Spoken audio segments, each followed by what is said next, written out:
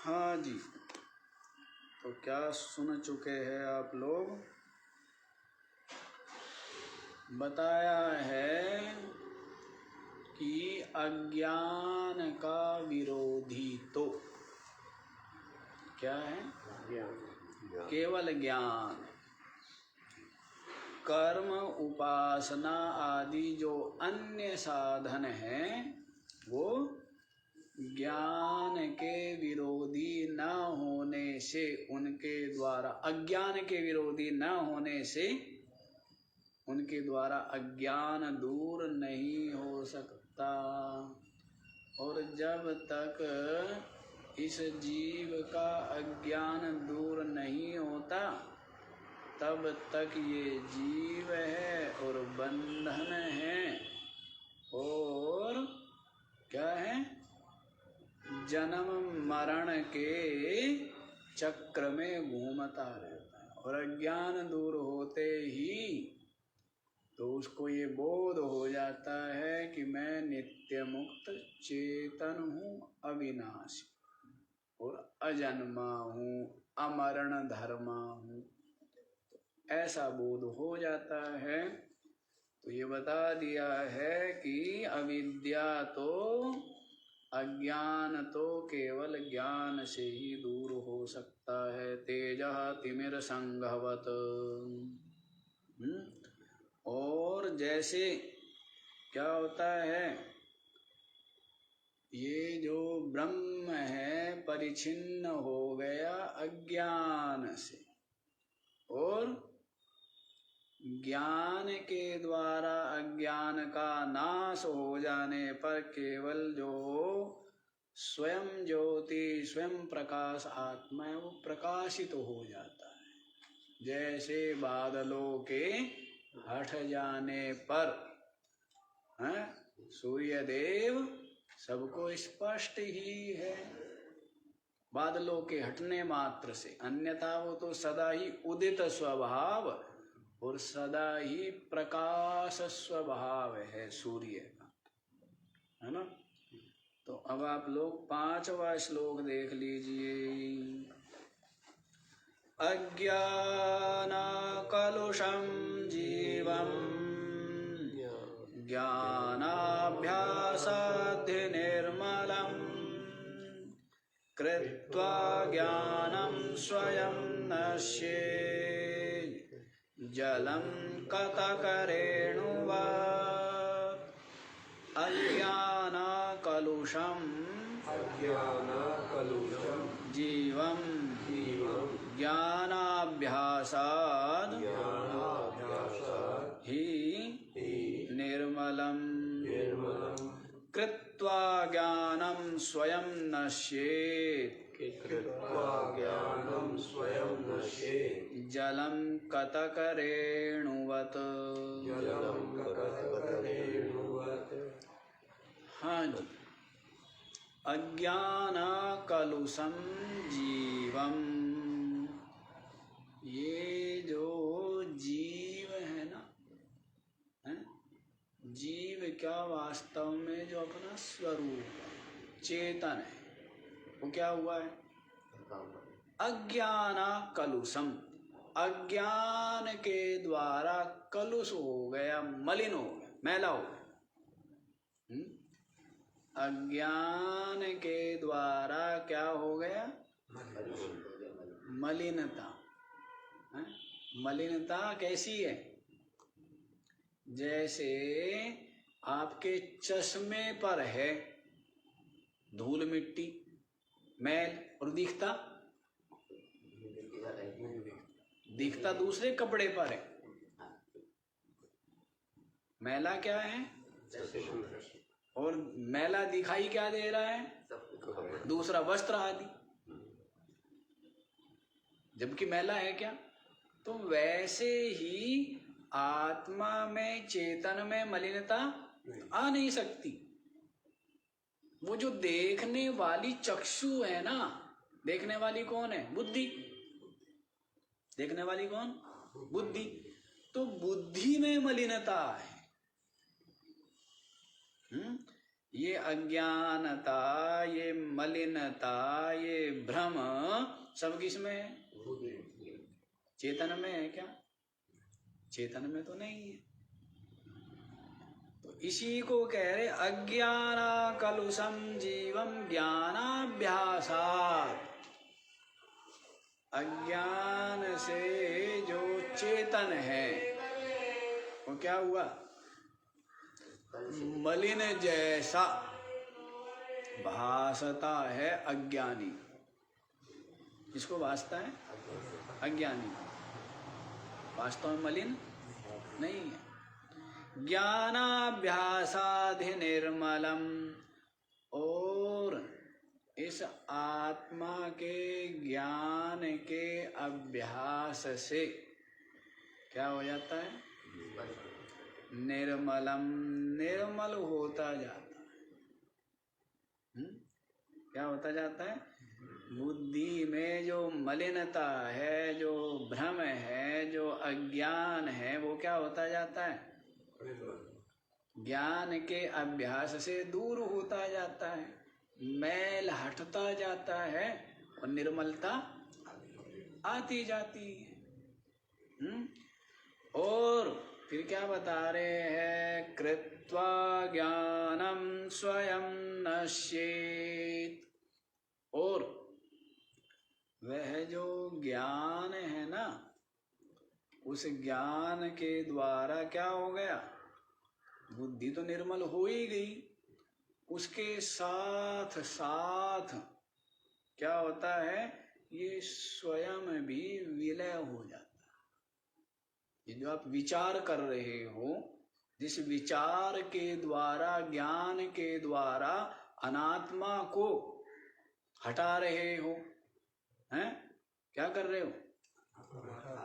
और अनात्मा को हटाते हटाते हट किससे रहा है? विचार से, ज्ञान से।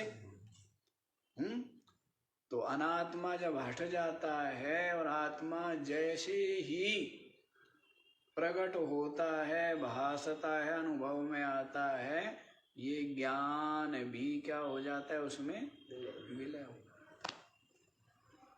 उसी को कहा है कृत्वा ज्ञानम स्वयं नश्येत्। तो बुद्धि की जो मैल है, जो अज्ञान का कालुष्य है, उसको दूर करके ये ज्ञान भी स्वयं क्या हो जाता है? विलय हो। जैसे दृष्टांत दिया, जलम कतक रेणुवत।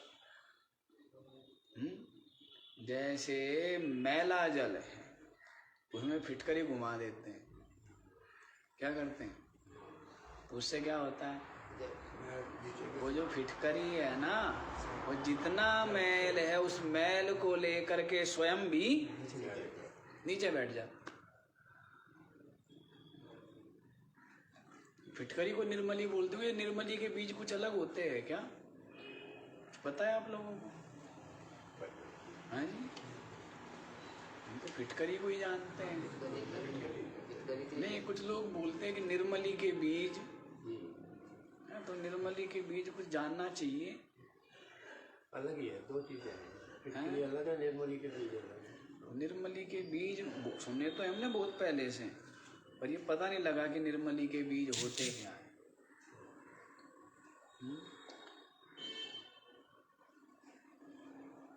कोई ये भी नहीं होगा कि त्रिफला, त्रिफला भी ऐसा नहीं होगा। तो फिटकरी आती है। नहीं, फिटकरी तो आती है, और भी आता होगा, कुछ ना कुछ होगा। तो ठीक है, इसे पकाने के बाद बोल देते हो निर्मली का छोड़ दी, इसे फिटकरी नहीं। विचित्र विचित्र बात है। क्या मतलब है उसका? ऐसा कुछ नहीं होता है। तो कहेंगे तो फिटकरी, या कुछ और कहेंगे उसको। विचित्र बात, जिसके सिर भी नहीं, पैर भी नहीं। सिर पैर वाली तो बात हो। निर्मली के बीज कहेंगे, बीज कोई बीज होते होंगे। हाँ जी, देखो समझ आ गया ये? कि जो अज्ञान में इसके द्वारा कलुषित जो जीव भाव है। अब जीव क्या है? जीव क्या है? ज्ञान से शरीर को नहीं, जीव का जो वो दर्शन बतलाते हैं, हम लक्षण बताते हो, क्या बताते हैं? प्रक्रिया जो बताई हुई है ना कि अविद्या विशिष्ट जो चेतन है वो क्या है? वो जीव। तो यहाँ पर ले लीजिए अंतःकरण विशिष्ट चेतन। अंतःकरण में हो गई आपकी बुद्धि, तो क्या क्या आएगा? जीव में क्या क्या आ जाएगा? एक तो आ गई उपाधि बुद्धि, दूसरा हो गया उसमें चेतन का आभास है, और तीसरा हो गया उसका अधिष्ठान चेतन, बुद्धि को का अधिष्ठान जो चेतन है, कूटस्थ जिसको कहें। ये तीनों मिलकर के क्या कहलाते? जीव कहलाते। समझ आया? हैं? गर्दन तो सबसे पहले हिलाते हो, और पूछे तो कभी आज तक बताया नहीं और पता भी नहीं। जो उपाधि का अधिष्ठान चेतन एक हुआ जिसको कूटस्थ बोलते हैं, दूसरा उपाधि, और तीसरा है उपाधि में चेतन का जो आभास जिसको चिदाभास। तो ये तीन मिलकर के क्या कहलाते हैं? जीव कहलाते हैं। तो जीव में आ गई ना उपाधि बुद्धि भी है, तो उसी को कहा है कि अज्ञान कलुषम जीवम। अज्ञान के द्वारा जीव जो है वो क्या है? कलुषित है, मैला है। ज्ञानाभ्यासात, और ज्ञान के अभ्यास से क्या हो जाता है? निर्मल हो जाता है। पुनः पुनः विचार करने से जो जो जगत में सत्य बुद्धि या सार बुद्धि है, और जो देह आदि में अहमता ममता है, वो सब क्या होती जाती है? दूर होती है। क्या होती है? अविचार से ही तो है। अविचार के कारण क्या है? अहमता ममता है, सत्यत्व बुद्धि है, इनका राग है, सारे काम अभी। यहाँ भी है कभी ध्यान थोड़ा बहुत है? तो सब क्या है? अविचार के कारण से। किसके कारण से? अविचार। और विचार के द्वारा क्या होता जाता है? ये सब हटता जाता है। विचार के द्वारा राग गलित होता है, सत्यत्व बुद्धि गलित होती है। जो भी अहमता ममता है अनात्मा में, वो धीरे धीरे हटती जाती है। किसके द्वारा? विचार। तो विचार ही क्या है? ज्ञानाभ्यास है। ज्ञान का अभ्यास क्या है? निरंतर जो विचार है वही अभ्यास है। तो इसके द्वारा निरंतर विचार करने से जीव की मलिनता दूर होती है। उपाधि में जो मैल है वो दूर होता जाता है, और ये निर्मल हो जाती है उपाधि। और उपाधि के निर्मल हो जाने पर ये जो विचार रूप ज्ञान है ना, अनात्मा को दूर करके, अनात्मा को हटा करके, और स्वयं भी क्या हो जाता है? स्वयं भी विलय हो जाता है। वृत्ति विलय हो गई। वृत्ति से ही तो है सब। वृत्ति को विचार कहो, सब वृत्ति से ही तो है। रागात्मिका वृत्ति और वैरागात्मिका वृत्ति है तो क्या? वृत्ति ही तो है।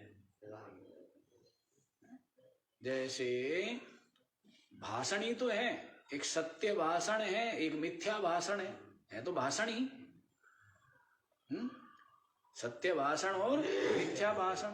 ऐसी वृत्ति है जो मलिन वृत्ति है, रागात्मिका, जो राग करती है अनात्मा का, वो क्या है?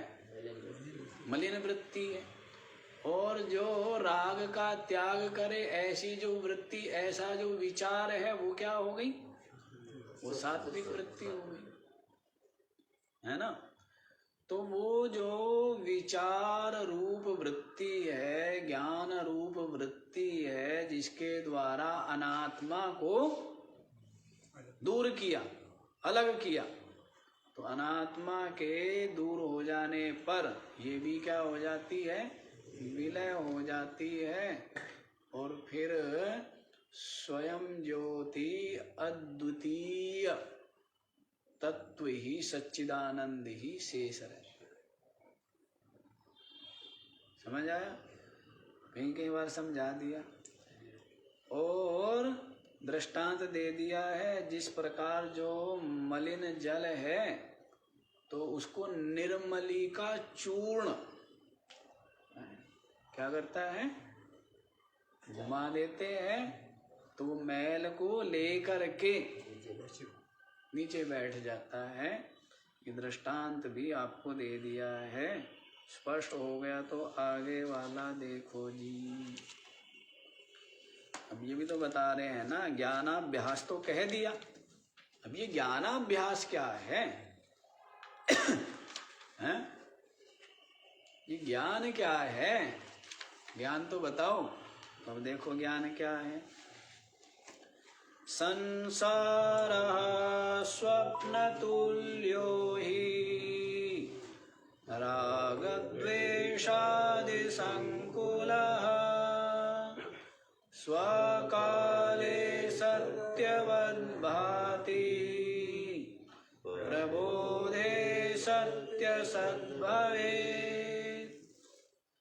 संसारः स्वप्नतुल्यः हि रागद्वेषादि संकुलः स्वकाले सत्यवद् भाति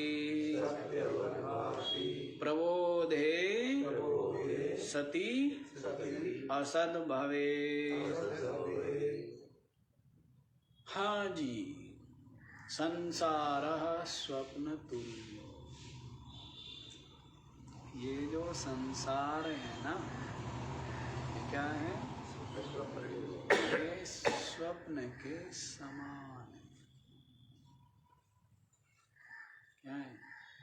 निरंतर साधक को ये विचार करना चाहिए कि ये संसार स्वप्न है, स्वप्न के समान। क्योंकि जब तक ये सत्य भासेगा तब तक इसका जो अधिष्ठान चेतन है वो नहीं भासेगा, अपनी आत्मा नहीं भासेगी। जब तक जगत भास रहा है तब तक आत्मा, जैसे रस्सी में जो सर्प भास रहा जिसको, तो जब तक उसको सर्प भासेगा तब तक रस्सी नहीं भासेगी। सत्य रूप से, मिथ्या रूप से भासता रहे, उसके बाद भी कहेगा देख लगता तो सांप ही है, देखो वो फण जैसा लगता है, वो पूंछ जैसा लगता है, वो आंख जैसा लगता है, वो जीभ जैसा लगता है, फिर जानने के बाद लेकिन फिर कैसा लगता है? आभासु, मिथ्या माँ, मिथ्या, सत्य तो नहीं है ना। भ्रम काल में क्या है? सत्य। और भ्रम दूर हो जाने पर फिर भासता है तो मिथ्या भासता, सत्य नहीं भासता। तो साधक को यही विचार करना है कि ये जो संसार है स्वप्न तुल्य। निरंतर क्या विचार करो? हैं? स्वप्न तुल्य है संसार। निरंतर ये विचार कर। और मैं देह आदि जो भी है उपाधि, इन सब का साक्षी। एक दो ही तो विचार, एक दो विचार करो, विचार एक दो ही करने चाहिए। लेकिन वो विचार पूरी प्रगाढ़ता से और निरंतर हो, तब है। जो भी विचार करें वो क्या होने चाहिए? पूरी प्रगाढ़ गहराई में करें। अब होता क्या है, जो जल्दी जल्दी करते हैं ना, जल्दी जल्दी, वो कुछ नहीं करते। जैसे जल्दी जल्दी झाड़ू लगा दी, लगाना न लगाना बराबर है, तू रहने ही दे भाई, है ना। और एक काम होता है क्या, धैर्य पूर्वक गंभीरता से पूरे ठहराव के साथ में, वो क्या होता है, थोड़ा भी होवे लेकिन सही तो होता है नहीं। तो वैसे ही ये जो विचार है ना, जल्दबाजी नहीं करनी चाहिए। एक एक करके पहले देखो कहाँ कहाँ मोह है या राग है या स्वभाव में अपने क्या मलिनता है, पहले ये सब चीजें देखी जाए।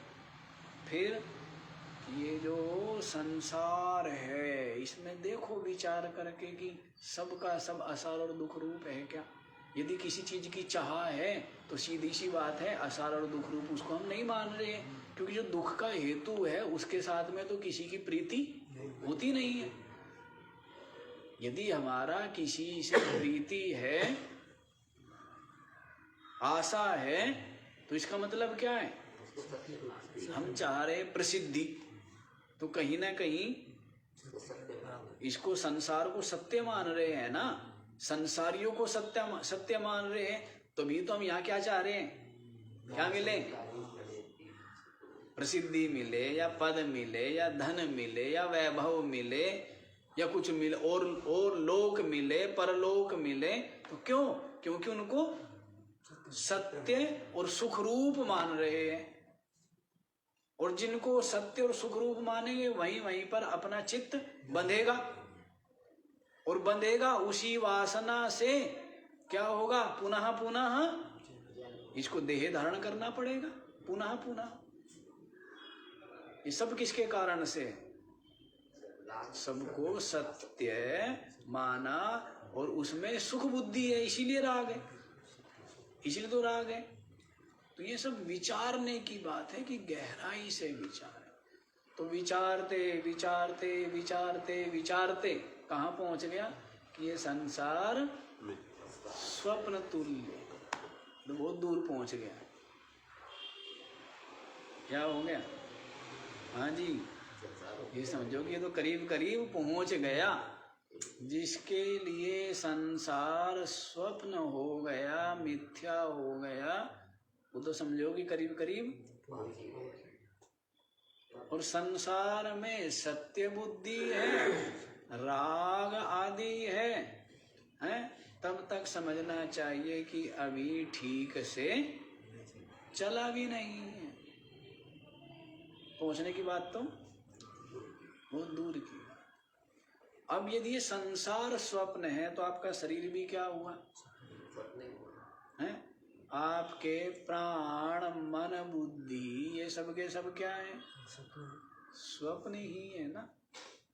तो ये गहराई से विचार, तो बहुत ऊंची बात हो गई कि संसार स्वप्न तुल्यो ही राग द्वेषादि संकुल। और आगे बता भी दिया है संसार का, क्या दिया है? विशेषण दिया है, राग द्वेष आदि से क्या है? भरा हुआ। क्या है इसमें? कहीं राग, कहीं द्वेष, कहीं छल, कहीं कपट, कहीं ईर्ष्या, कहीं अपना, कहीं पराया, कहीं शत्रु, कहीं मित्र, कहीं सुख, कहीं दुख, कहीं जय, कहीं पराजय, है मान अपमान निंदा स्तुति, ये सब के सब क्या है? इसमें भरे हुए। क्या है? ये भरे पड़े हैं इसमें संसार। राग द्वेषादि संकुलः संसार स्वप्न तुल्य। वाह जी वाह, मौज आ गई। क्या हो गया है? ऐसा हो गया, सपना देख रहा था और उसमें बस कहीं हाथी से गिरा था, कहीं सिंह से गिरा था, बीहड़ जंगल था, सर्दी में ठिठुर रहा था, सर्वत्र अंधकार था, चोर डाकू का भय था, हैं? सब जगह क्या थी? भय ही भय, चिंता ही चिंता, अशांति अशांति, पीड़ा ही पीड़ा, दुख ही दुख, मौत ही मौत। नींद खुल गई। क्या हो गया? मौज आ गई ना? क्या हुआ? मौज नहीं आई? हैं? मौज आ गई? सारे भय अनर्थ से मुक्ति मिल गई। तो वैसे ये जो संसार है ना, संसार को सत्य मानो, संसारियों को सत्य मानो, महत्वपूर्ण मानो, तो बिड़ते रहो। हैं? सुधार करूंगा दुनिया का, बदलूंगा। अरे अपने को बदल ले, बड़ी बात। अपने को बदल ले, सब बदल गए, सब ठीक ही है। फिर बदलना किसको है? अपने को। क्या दुनिया को बदलूंगा? दुनिया को बदलने की जो चाह है वो क्या है? कहीं ना कहीं आपके अहंकार का ही तो प्रदर्शन हो गया ये, हैं? कि मैं तो बदला हूं, मैं तो सुधरा हूं, अब क्या करूंगा? लगे रहो। फिर अपना पराया, वैर विरोध, दांव पेच, ये सब चलेंगे ना? बस करते रहो। कोई सीमा, कोई अंत, कुछ भी नहीं। और कौन सुधरेगा? कोई सुधर जाएगा? हैं? इसलिए किसी को सुधारने का प्रयत्न करना ये तो मूर्खता है। और स्वयं को सुधार के परम प्रसन्न हो जाता है, परम सुखी हो जाता है। दूसरों को सुधार के परम सुखी हो सकता है क्या? और अपने आप को सुधार के परम सुखी हो जाए। तो अपने आप को सुधार लो। बोलते हैं ना कि आदत बुरी सुधार लो, बस हो गया भजन। मन की तरंग मार लो, बस हो गया भजन। तो भजन करो ना, क्यों जी? भजन करो, आनंद लो। ठीक है, अपने को सुधारो। ठीक है। तो इसलिए संसार तो कैसा है? राग द्वेष और यही सब भरे पड़े हैं ना। लेकिन साधक की समझ में आ गया कि सारा सपना है। सारा क्या है? लेकिन एक दिन झटिति समझ में नहीं आएगा। पहले क्या समझा है? पहले तो जाना है कि सारा का सारा संसार असार और दुख रूप है। पहले तो वो जानना ही बड़ा ज्ञान है। इस बात पर पहुंचना, ये बात अनुभव में आ जाना कि संसार असार दुख रूप है, ये बहुत बड़ी बात है। छोटी बात है क्या? बहुत बड़ी बात। यहाँ पहुंच गया ना, बहुत शांति मिलेगी। उसके पश्चात फिर कहाँ पहुंचेगा? गुरु जी के पास, तभी तो आएगा। जो धन में सुख मानेगा वो थोड़ा आएगा, पद में सुख मानेगा वो थोड़ा आएगा सत्संग में, हैं? और जो सत्संग में आ भी रहे उसी तरह के सत्संग में आएंगे, हैं? उसी तरह के वो होंगे। और सत्संग में आके भी चाहेंगे तो वो ही संसार चाहिए। भगवान श्री कृष्ण कह रहे हैं ना, आर्त भी भजता है, अर्थार्थी भी भजता है, जिज्ञासु भजता है, और ज्ञानी तो क्या भजता है? ज्ञानी तो है ही मेरी अपनी आप। तो भजने को तो कौन भज रहे? दुखी भी भज रहे, हमारा दुख दूर हो जाए। किस लिए भज रहे हैं? भगवान को पाने। भगवान महत्वपूर्ण है। भगवान तो एक साधन है, हैं? भगवान क्या हुआ उनके लिए? साध्य नहीं, साध्य दुख से मुक्ति। साध्य क्या है? दुख दूर, धन प्राप्ति। तो साध्य क्या है? धन। और भगवान क्या है? साधन। कि भगवान हमें क्या दे दे? धन दे दे। तो वो भजना कोई भजना नहीं है। ठीक है। हाँ, जिज्ञासु भजता है। और ज्ञानी ने तो भज लिया। ज्ञानी ने क्या कर लिया? भज लिया है उसने। तो भज के ही पार तिरोंगे जी। हैं? कैसे पार तिरोंगे? भज के ही पारते रहोगे। जितना भजोगे, संसार को भजोगे तो डूबोगे, और किसको भजोगे? अविनाशी को भजोगे, परमात्मा को भजेंगे, हैं तो क्या हो जाएंगे?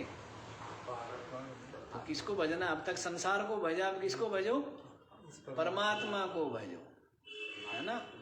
परमात्मा अपनी आत्मा, वही अविनाशी है, सच्चिदानंद है, नित्य मुक्त है, तो परमात्मा को भजना है ना। हाँ, तो इसलिए क्या बताया है, ये समझ में आ जाए कि सारा असार दुख रूप है, बड़ी बात। उसके बाद ये सारा का सारा सपना है, तभी तो जब ये दुख रूप मानेगा तभी क्या कहाँ आएगा, तभी तो खोजेगा कौन है भाई। जो जानते हैं कोई ना कोई तो अविनाशी होगा, सत्य होगा, परमात्मा होगा, हैं, जिसको जान के पाके सब दुखों से मुक्त हो जाता है, तो किसी गुरु को ढूंढता है, वहाँ बैठता है, सत्संग सुनता है, तो जो थोड़े बहुत संशय थे वे दूर हो जाते हैं, और फिर ये भी समझ में आ जाती है संसार स्वप्न तुल्य ही, ये संसार स्वप्न के समान। बहुत बड़ा ज्ञान है। क्या है? राग द्वेषादि से भरा हुआ संसार स्वप्न के समान है। स्वकाले सत्यवद भाति प्रबोधे सति असद भवेत्। जैसे स्वप्न भी जब तक दिख रहा है तब तक सत्यवद भाति, तब तक क्या होता है? सत्य लगता है। प्रबोधे सति, जगते ही असद भवेत्, है ही नहीं। जगते ही क्या होता है? कहाँ है सपना? वैसे ही ये जो जगत स्वप्न कितना कितना महत्व दिए रहते हैं, सब सारा महत्व इसी को दिया हुआ। ऐसा हो गया जैसे वो होते हैं ना, कौन जो काम करते हैं ब्याज पे पैसे देने का, है तो वो मूल को भूल जाते, नजर किस पे? ब्याज। जबकि ब्याज है 100 रुपए और मूल है 1 लाख रुपए, तो दृष्टि किस पर है? अरे मूल निकाल ले भाई, ठीक है ना। तो ये जो संसार है ना, ये तो क्या है? ब्याज है। मूल क्या है? मूल तो परमात्मा है। मूल क्या है? मूल परमात्मा। कितना महत्व दिया है, सब कुछ महत्व भूल गए अपने आप को, अपने आप। बहुत से लोग इतने विचित्र बुद्धि है, इतनी चिंता, इतने अशांत, इतने दुखी, इतने कोई सीमा नहीं। तब है जब 2 रोटी की व्यवस्था है, यदि चुपचाप कुछ बिना भी करे ना, तो 2 रोटी और 2 कपड़े खूब आराम से खा सकते हैं जीवन भर। उन लोगों को इतना दुख उसको भी नहीं है जिसके पास सुबह की रोटी नहीं, वो भी इतना दुखी नहीं देखते हैं। ऐसे उलझे हुए हैं तृष्णा में, कोई सीमा नहीं उलझे हुए। आश्चर्य की बात है। जिसको पूछो कैसे हो, बहुत दुखी। क्या हूँ? बहुत दुखी हूँ। क्या हो गया भाई, क्यों दुखी हो? हैं? एक महात्मा के पास हम गए, महात्माओं की बात बतानी तो चाहिए नहीं। एक महात्मा के पास गए, हम सुबह सुबह घूमते घूमते ऐसे पहुंच गए थे। एक बार वो कहने लगे, क्या बताऊं, मैं बहुत दुखी।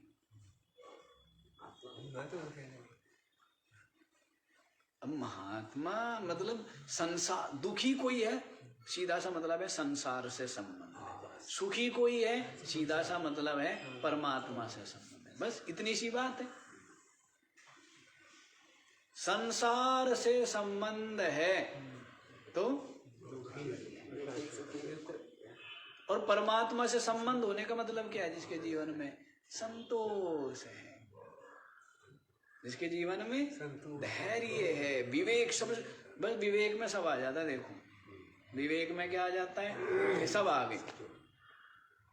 जिसके पास विवेक है ना, उसी के पास संतोष है, उसी के पास धैर्य है, उसी के पास सहन शक्ति है, क्षमा है, सरलता है, सब किसके पास है? जिसके पास विवेक है, परम धन है ना। कहाँ मिलेगा? केवल महात्माओं के चरणों में बैठ, बाकी कहीं कहीं नहीं मिले। विवेक कहाँ मिलेगा? क्यों सेठ जी? हम महात्माओं के, और महात्मा तो पहले देख, लात भी तो मारते हैं महात्मा, नहीं मारते हैं? महात्मा लात भी मारते हैं, देखते हैं कि है कच्चा है, हम घड़ा लेके आओगे तो घड़े को क्यों जी?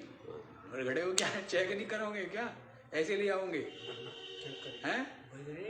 कपड़ा भी होगा तो यूं हैं? तो वैसे ही महात्मा भी देखते हैं, क्योंकि गंदे, अब बर्तन देखे भी ना डालते उसमें तो, अब गंदे बर्तन में डल गया तो फिर तो सारा गड़बड़ हो जाएगा, नहीं हो जाएगा? हाँ, तो इसलिए महात्मा भी क्या करते हैं? महात्मा भी देखते, लात मारते हैं, देखते हैं कि इसकी श्रद्धा भी है क्या, ठहराव भी है क्या, है या ऐसा ही है, यूं ही घूम रहा बस, कहीं घाटों का पानी पीता फिर रहा है बस, यूं ही। कहीं होते हैं ना, चलो यहाँ नहीं तो वहाँ पी लेंगे, वहाँ नहीं तो वहाँ पी लेंगे, तो कहते हैं फिर कुछ नहीं है। क्या है? ठहराव है, टिकाव है। कह जी पीटो, मारो, लात मारो, दुत्कारो, कुछ करो, पर द्वार नहीं छोड़ू, चरण नहीं छोड़ू। उतना कहाँ है? सुखदेव गए जनक जी के द्वार पर ही खड़े रहे ना, देख रहे थे। जनक जी ने सोचा पता नहीं कितने आवे हैं यहाँ ज्ञान लेने, पता नहीं कितने आवे, चला जाएगा, जैसे बाकी चले जाते हैं। उतना धैर्य कहाँ है? चला जाएगा। और देखा वो तो पता करा, हाँ भाई कैसे है वो? कहे महाराज वो तो खड़ा हुआ है हाथ जोड़ के दरवाजे की तरफ ही मुंह। तो धैर्य तो है भाई। हमने देखा महात्माओं को, महात्माओं से हम बात करते थे, वो सीखना हो तो बड़े बड़े वो रखते थे, बहुत बहुत समय तक वो करते रहते थे। तरकाना है, इसको क्या बोलेंगे? एक तरह से मना करते रहते थे। लेकिन जब देखे कि ये लगा हुआ है, वास्तव में लगन है, जब वो लगा रहे तब देखते थे कि हाँ इसकी लगन सच्ची। ऐसा होता रहा। तो अब तो कहना क्या है कि फ्री में मिल जाए या कम कीमत में मिले, तो फिर उसका मूल्य नहीं होगा ना। टमाटर का मूल्य बड़ा बढ़ गया, 200 रुपये 300 रुपये। घर में भी आदमी समझदारी से एक ही टमाटर डालना भाई, 300 रुपये किलो है। महंगा होगा तो, और सस्ता होगा तो क्या बने? टमाटर की सब्जी बन रही, टमाटर का ही सॉस बन रहा है, नहीं? वैसी बात। तो महात्माओं के चरणों में ही क्या मिलेगा? विवेक। बात किसकी चल रही है? विवेक। और विवेक जहाँ है बस फिर वहां पर सब कुछ है। तो कोई दुखी, जो मैंने बताया ना कि कोई महात्मा हो या है बिना महात्मा हो, कहने के बहुत दुखी हूं मैं। संसार में जिसको पूछोगे बहुत दुखी हूं मैं, सुखी है? बहुत दुखी हूँ। नौकर चला गया इसलिए दुखी हूँ, नौकर नहीं आया इसलिए दुखी हूँ, नौकर वैसा है इसलिए दुखी हूँ, बेटा वैसा है इसलिए, 1000 कारण है। तेरे भी तो हाथ पैर है, या हाथ नहीं है तेरे, नौकर नहीं है इसलिए दुखी हूँ। नहीं दुखी है, दुनिया मिलती है। तेरा हाथ नहीं है, नौकर किसको चाहिए? क्या बोला है? श्रोत्रादि 11 इंद्रिया है, सेविका मुझनाथ की चिंता करे है रात दिन। चिंता मुझे किस बात की? सेवा करे है रात दिन। क्या दुखी होना काम गृहस्थियों का, परमात्माओं का काम क्या? आनंद लेना। दुखी होना किसका काम है? हैं? किसका? संसारियों का। और महात्मा का काम क्या है? आनंद लेना। महात्मा का क्या मौज ही मौज है, जैसा हो जाए कहना वैसे ही ठीक। कभी घी घना, कभी मुट्ठी भर चना, और कभी वो भी माना। क्या हो गया? यही है प्रारब्ध का।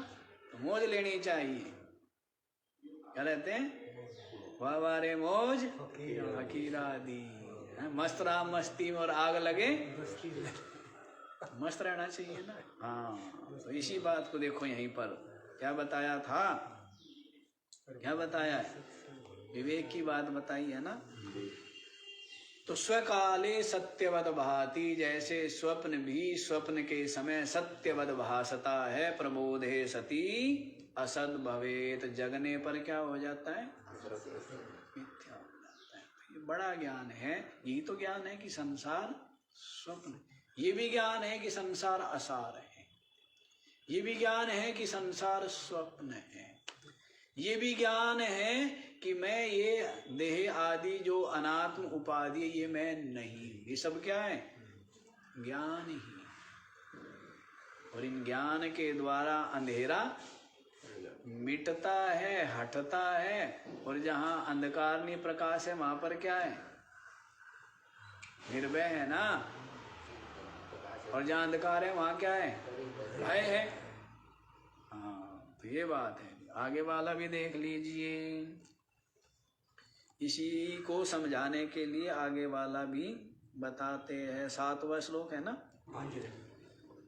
तावत् सत्यं जगद्भाति सुप्तिका रजतं यथा यावन्न ज्ञायते ब्रह्म सर्वाधिष्ठानमद्वयम्। ये जो तावत जो है ना, इसमें छूट गया। तावत सत्यम, तावत सत्यम भी लिख सकते हैं, पर सत्य ही ठीक है। नहीं तो हम तो अयम भी कर रहे थे, तावत अयम जगत भाति। लेकिन सत्य ही ठीक है, क्योंकि दृष्टांत दिया है स्वप्न का, है? तो स्वप्न है मिथ्या, है? तो दो चीज हो गए ना, सत्य और मिथ्या। ये तो समझाना है। जो है मिथ्या उसको मानते क्या है? सत्य। तो तावत, अच्छा बोला नहीं क्या? विच्छेद। तावत सत्यम जगद भाति सुप्तिका रजतम यथा यावत न ज्ञायते ब्रह्म सर्वाधिष्ठानम अद्वयम।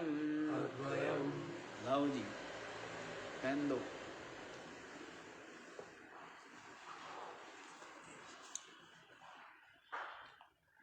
इसको ठीक कर लेना आप लोग। 2 शब्द भी लिख दूंगा तो भी हो जाएगा, सा और ता। ता को हल कर देना, बस हो गया। तावत सत्यम। समझ गए सेठ जी? तावत सत्यम।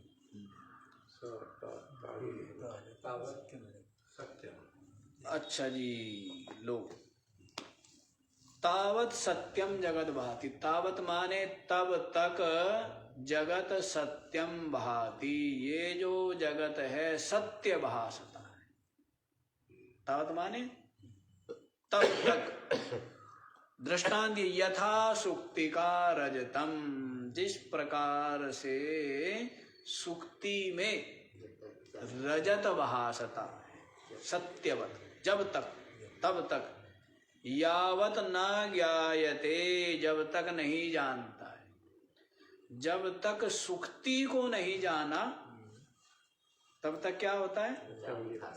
जो रजत है चांदी, उसमें सत्य भासता है ना, कि क्या पड़ा हुआ है? चांदी पड़ी। जब लेकिन देख लिया, जब जान लिया कि ये चांदी नहीं है, क्या है? सीपी है ना। जैसे वो होता था ना सिगरेट का, घोडल, हैं? घोडल, घोडल बोलते हैं उसको। हाँ चमकीला सा, तो भी क्या लगता है चांदी कि चांदी जैसा लगता है ना, चमकीला कैसा लगता है, तो भ्रम हो जाए ना उसमें। तो जब इसी बात को कहते कि जब तक सीपी में जो रजत है वो सत्यवत भासता है, जब तक सीपी को नहीं जाना है। और जब सीपी को जान लेते हैं तब वो रजत क्या हो जाता है, मिथ्या हो जाता है। इसी प्रकार से ये जो जगत है तावत सत्यम भाति, तब तक ही सत्य भासता है, यावद न ज्ञायते ब्रह्मा सर्वाधिष्ठानमद्वयम्, सबका अधिष्ठान, संपूर्ण नाम रूप प्रपंच का, जगत का अधिष्ठान जो ब्रह्म है, जब तक उसको नहीं जाना तब तक ये जगत सत्यवद भासता है। और जब उस सर्व अधिष्ठान अद्वितीय तत्व को जान लेते हैं तब ये जगत क्या हो जाता है, मिथ्या हो जाता है। तब जगत क्या हो जाता है, तो ये जो जगत है मिथ्या, शरीर सहित है, इंद्रिया प्राण अंतःकरण सहित ये संपूर्ण दृश्य प्रपंच स्वप्न के समान है, और मैं इसका साक्षी। निरंतर ये चिंतन करो। क्या करो, चिंतन करो, निरंतर ये विचार करो कि शरीर इंद्रिया प्राण अंतःकरण सहित ये सारा का सारा दृश्य प्रपंच स्वप्न है, और मैं इसका साक्षी। इसलिए देखो अभ्यास करना पड़ेगा ना, उसके लिए पंचकोश का जो साक्षी है उसका अभ्यास करो, साथ साथ ये भी फिर अभ्यास करो कि ये शरीर आदि के सहित ये सारा दृश्य प्रपंच स्वप्न के समान नित्य। तो ऐसे निरंतर देखो भाई, मेहनत करने पे ही कमाई होती है, मेहनत नहीं करते तो वो कुछ नहीं कमा पाते। क्या करना पड़ता है, धनी होना है तो क्या करना पड़ेगा, परिश्रम करना पड़ेगा, या बिना परिश्रम के ही काम चलेगा। तो वैसी बात है, यहाँ क्या सोचते हो परिश्रम ना करना पड़े काम हो जाए, ऐसे नहीं होगा, बहुत परिश्रम करना पड़े, दिन रात परिश्रम करने, दिन रात परिश्रम करके भी हो जाए तो बड़ी बात है। दिन रात पुरुषार्थ करके भी ये बोध, ये अनुभव हो जाए कि ये सारा दृश्य प्रपंच स्वप्न है, तो भी क्या है, बड़ी बात, छोटी बात नहीं है, बहुत बड़ी बात है। पर चिंतन तो करते हो क्या, नोट का, वो इतने का हो गया, वो उतने का हो गया, वो उतने का हो गया, ये चलता है ना। तो फिर क्या करोगे, क्या चिंतन। और ये फिर रहा सा है, शरीर चिंतन करवाता रहता है, अब दांत में हो गया, अब आंख में हो गया, है इनके उसमें ही मरम्मत करने में ही, बुढ़ापे में तो क्या है वो पुराने मकान की जैसे जो है ना, जैसे मैं कई बार मजाक करता हूँ कि इस बूढ़े आश्रम का है, इसकी रिपेयर करते करते मैं बूढ़ा हो गया तो जवान हुआ नहीं। मैं कई बार मजाक करता हूँ, तो ये बूढ़ा आश्रम पुरानी बिल्डिंग है, तो मैंने कहा इसमें अभी शुरू 20 साल हो गए, 20 साल से काम ही चल रहा है इसमें लगातार, कभी कुछ कभी कुछ कभी कुछ। अब बूढ़े को तो क्या चाहिए है? अब दांत का इलाज, अब दांत वाले के पास से आया तो कह जी वो कान में हो गया, वहां से काम निपटा तो क्या आंख में हो गया, तो क्या वहां से हुआ है, तो क्या गले में हो गया, तो कुछ ना कुछ। बुढ़ापे में तो क्या है ना कि पुरानी बिल्डिंग पुराना भवन है तो क्या करते रहो, मरम्मत ही मांगता रहता है पुरानी गाड़ी है। तो वो काम, तो फुर्सत कहाँ है। जबकि विचार क्या करना है दिन रात? साक्षी चेतन दिन रात यही विचार करना है, शरीर इंद्रिया प्राण अंतःकरण सहित सारा का सारा दृश्य प्रपंच स्वप्न मात्र है, वास्तविक नहीं है। निरंतर ये विचार, निरंतर ये बोध, निरंतर ये अनुभूति बनी रहे बुद्धि में, ऐसा बल्ब जला रहे, ऐसा दीप ऐसा दीप निरंतर प्रज्वलित रहे बुद्धि में, निरंतर। ठीक है ना, कि सब का सब स्वप्न है और मैं इनका साक्षी। तो उसके लिए हमने बताया है कि पहले स्थूल जो अन्नमय कोश है उससे न्यारे हो जाओ, केवल वही विचार रखो, केवल वही विचार रखो, है ना। ऐसे धीरे धीरे धीरे धीरे कमाई होती है। कमाई ये नहीं कि आज ही बड़ा काम जोड़ दें, धीरे धीरे ही तो करनी है। तो धीरे धीरे धीरे धीरे अपनी बुद्धि को तो निकालना है ना, जो बुद्धि इनमें फंसी हुई है, मैं मेरा कर रही है, उस बुद्धि को धीरे धीरे धीरे धीरे इनसे निकाल दिया, वो बुद्धि वो ज्ञान फिर वो स्वयं विलय हो जाता है ना।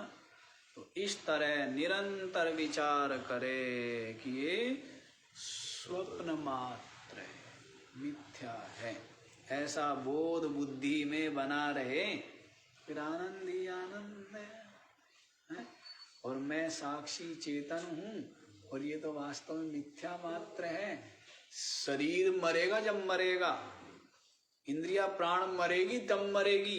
इनके मर जाने से अपने को क्या फर्क पैंदा है, सानू की फर्क। पहली जान ली है सब मिथ्या, सब अब सपना देखा और सारा का सारा सपने में हमारा महल था, भरा पूरा परिवार था, नौकर चाकर थे, स्वर्ण जड़ित सिंहासन था, ऐसा मुकुट था, इतना विशाल कुटुंब था, इतनी विशाल सेना थी, हैं, और इतना विशाल साम्राज्य था, और बड़े बड़े क्या बोलेंगे उनको, जो राज्याधीश थे, वो हमारे सामने अपना गर्दन झुकाते थे, हैं, सब यूं हाथ जोड़े खड़े रहते थे। स्वप्न टूट गया, बैठ के रो लो। क्या हुआ? स्वप्न टूट गया तो बैठ कर रोंगे क्या? ये बताओ। वैसे ही है, ये भी क्या है? सपना है, ये भी सपना। इतना विशाल हृदय हो, इतना दृढ़ निश्चय हो, है ना, तब क्या है, तब तो शरीर रहते रहते ही मुक्त हो। और मुक्त होना कैसे? सब प्रतीक्षा कर रहे हैं, मरेंगे, भगवान कृपा करेंगे, और हमें एक मुक्ति का बहुत बड़ा महल बना रखा भगवान ने। और वो बताओ कैसा है? सेंट्रल एसी हैं? कैसा भवन है? न गर्मी लगे, न सर्दी, न मक्खी, न मच्छर, न भूख, न प्यास, हैं? और वहां पर और इतने बढ़िया बढ़िया आरामदायक सब सिंहासन और गद्दे और सब आनंद दिया। ऐसा सोच रहे सब कि जैसे हम मरेंगे और भगवान वो दरवाजा हमारे लिए यूं खोल देंगे, हाँ? और हम उसमें प्रवेश करें, मुक्त हो जाएंगे। ऐसे थोड़ा है, ये तो सारा का सारे दृश्य को जिसने विलय कर लिया है, पहले तो क्या होवे?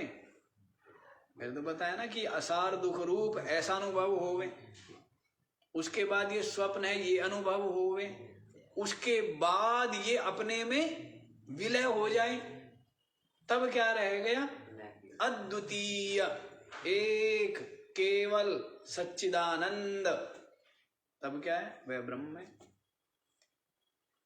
परिश्रम चाहिए जी, और परिश्रम के साथ साथ में इतना बड़ा जिगरा भी चाहिए, इतना बड़ा है। यहाँ तो जो तिनका तिनका महल बनाया उसी का राग नहीं छूटता है। चुन चुन पत्थर महल चिनाया, लोग कहे घर मेरा और ना घर मेरा ना घर तेरा, चिड़िया रहना बस कहते मेरा है। तो इनमें मेरा अहमता ममता कर लेता मेरा, और मैं मेरा कर लेता, यही तो बंधन है।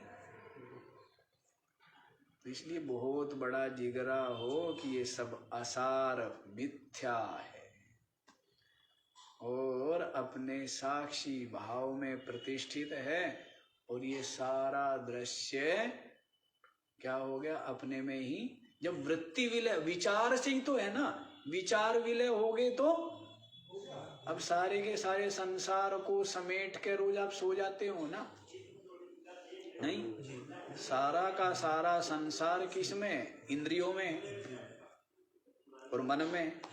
कहाँ है? रूप जितने हैं कहाँ है? आंखों में है ना। शब्द जितने हैं कहाँ है? कानों में। जो शब्द आप ग्रहण कर पा रहे हो वही शब्द आपको प्रसन्नता या दुख देता है। जो ग्रहण नहीं कर पा रहे, ऐसे जो रूप आप देख पा रहे हो वही आपको सुख या जो नहीं, कोई मतलब नहीं। तो सारा ऐसे ही सारे शब्द, सारे स्पर्श किस में? अब जिसको पता ही नहीं है, स्पर्श का पता ही नहीं है, बहुत तरह के स्पर्श है जिनको आदमी नहीं जानता है? जिसने कभी मक्खन ना देखा हो, मक्खन को ना छुआ हो, है? वही वाला मक्खन देखा हो अमूल वाला, उसे क्या पता मक्खन क्या होता है? मक्खन कैसा होता है जी? देखा है क्या वो हंडी वाला मक्खन है? कितना कोमल, कितना श्वेत है। और ये अमूल वाला क्या होता है? उसको मक्खन क्या पता? वो कहेगा ये क्या है, क्या मक्खन? क्या ये मक्खन थोड़ा है क्योंकि उसने देखा ही मक्खन। तो सारा का सारा जो विषय है, जगत है, वो किस में? इंद्रियों में, मन में। इंद्रियों और मन से तो ग्रहण कर रहे हैं, तो इंद्रियों में मन में समेट लिया हमने। सारे विषय किसमें? इंद्रियों में आ गए, सिमट गए। इंद्रिया मन में सिमट गई, मन बुद्धि में सिमट गया, और मन बुद्धि को हम अविद्या में विलय करके आराम से सोते हैं। नहीं सोते हैं? रोज ही सोते हैं। फिर रोज विलय कर लेते हो ना अविद्या। हाँ, आपका बस चले तो आप तो सो ही ना है? नहीं तो दृश्य में ही क्या प्रीति का अनुभव करता है। और ये जो सोना समाधि क्या है? समाधि भी यही है। वहाँ अविद्या में चित्त को विलय करते हैं सुषुप्ति में, यहाँ पर किस में विलय कर दिया है? यहाँ पर स्व में विलय हो जाता है। यहाँ पर किस में विलय हो गया? अपने में विलय हो गया, विचार वृत्ति विलय हो गई, तब रह जाता है अद्वितीय सच्चिदानंद नित्य मुक्त आत्मा, अपना आपा। तो लगाओ हिम्मत तो करनी पड़ेगी। ये थोड़ा कि भाई वही सत्यनारायण की कथा है, सतवचन महाराज, हिम्मत करनी पड़ेगी। स्पष्ट हो गया ये वाला? तावत सत्यम जगद भाति सुक्ति का रजतम यथा। सुक्ति में रजत तभी तक सत्य भासता है जब तक सुक्ति को नहीं जाना है, सीपी को नहीं जाना है। सीपी को जान लेने पर क्या होता है? वो जो चांदी दिख रही थी तो वो क्या हो गई? मिथ्या हो गई ना। वो रहती है क्या? नहीं रहती है। इसी प्रकार से जब तक सर्वाधिष्ठान अद्वय ब्रह्म को नहीं जाना है तभी तक ये जगत सत्यवद भाति। क्या होता है? और जब अधिष्ठान अद्वितीय ब्रह्म को जाना तब ये जगत क्या हो जाता है? मिथ्या हो जाता है। और फिर धीरे धीरे विलय हो जाता। क्या होता है? और जब प्रारब्ध अशेष होता है तब तो अपने में विलय हो ही जाता है। ये बात, यही ज्ञान है महत्वपूर्ण। तो स्पष्ट हो ही गया है, इसमें और क्या बताया जाए।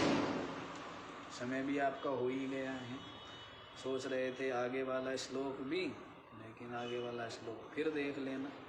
2 से 3 पे तो आए, 5 पर जाएंगे। क्योंकि आज प्रातःकाल हम विचार कर रहे थे कि एक बार उपनिषद देख लिए जाए, और सोच ये रहा था कि इस हिसाब से देखे जाए कि कुछ महीने में ही देख लिए जाए, ज़्यादा व्याख्या नहीं करेंगे, व्याख्या फिर कर लेंगे। तो एक बार क्या हो जाता है ना, थोड़ा सा, या फिर ऐसा रखा जाए कि रोज एक उपनिषद का पाठ करें, हैं? उससे थोड़ा सा ठीक रहता है। तो उपनिषद का पाठ करने का रखें, या फिर जल्दी से ये पूरा करके, और रोज वहाँ उपनिषद में भी जल्दी जल्दी 5-5 मंत्र, 10-10 मंत्र भी सही, एक बार वो हो जाएगा ना। क्योंकि हमारा भी लंबा समय हो गया है, इस बहाने से हाँ तत्व बोध तो थोड़ा ही है, तत्व बोध तो जल्दी हो जाए। हाँ आत्मबोध है ना, आत्मबोध है, जल्दी तो कहीं नहीं होगा। यदि धीमी चाल चलेंगे तो फिर या तो उसको छोड़ दें, फिर उपनिषद शुरू ना, ना छोड़ना नहीं, 68 है, तो यदि लगाएंगे तो इसमें भी 34 दिन लग जाएंगे। तो इतना दिन क्या लगा, इतना थोड़ा जल्दी करेंगे। चलिए आज इतना ही, बाकी कल। ओम